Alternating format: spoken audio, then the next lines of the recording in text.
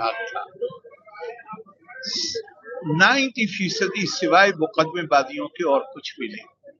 आप एक बात मुझे बताओ, आपका देखो, अगर आप वाकई में अगर आप वास्तविक पत्रकारिता हम करें तो आपको ये काम करना चाहिए कि आप ये देखिए कि मथुरा में कितने वक्फ हैं और क्या कोई चैरिटी ऑर्गेनाइजेशन चल रही है यहाँ पे। तो अगर वक्फ का ही के लिए, वक्फ का मतलब ये है कि ये प्रॉपर्टी मेरी है।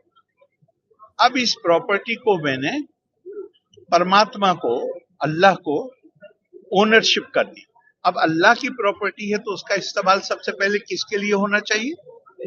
नहीं, मैं आपसे पूछ रहा हूँ किसके लिए होना चाहिए? सबसे गरीब जो है, और उसकी उस तरफ से बढ़ना चाहिए आगे। वक्फ में आप अलल औलाद जो है, वक्फ में उसमें जो आप देखेंगे तो वो तो कहीं कुरान में नहीं है, कहीं है, सिर्फ हिंदुस्तान में है कि मैंने अपनी प्रॉपर्टी को सीलिंग से बचाने के लिए, दूसरे कामों से करने के लिए मैंने कह दिया ये मेरे औलाद के काम आएगी, लेकिन ये वक्फ होगा। तो अब लॉ में इजाजत है, रिलीजन से इसका कोई ताल्लुक नहीं।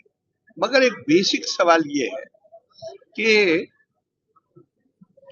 वो जो वक्फ हैं उसमें 90% से ज्यादा, मैं 90 कम कह रहा हूं, इतनी भाई अब कई जनरेशन हो गई।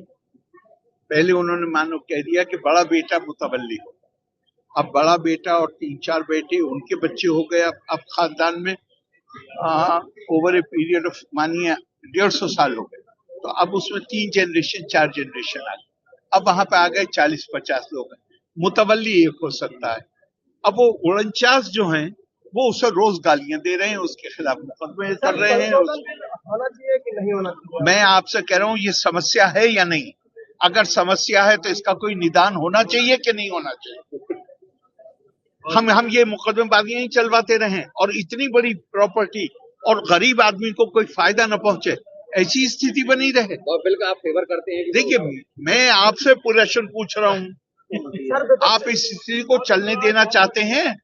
सर, विपक्ष कह रहा है कि सरकार भाई, मैं विपक्ष, देखिए मैं हूँ राज्यपाल, मैं राज्यपाल हूँ, मैं विपक्ष के कमेंट में अपनी राय दे सकता हूँ आपको, और मैं आपसे वो शेयर कर रहा हूँ जो मैं बहैसियत मिनिस्टर के, जब वक्त भी मेरे पास था उस वक्त जो मैंने देखा है वो मैं आपसे शेयर कर रहा हूँ। मैं किसी राजनेता के बयान पर कमेंट नहीं करूंगा। आपका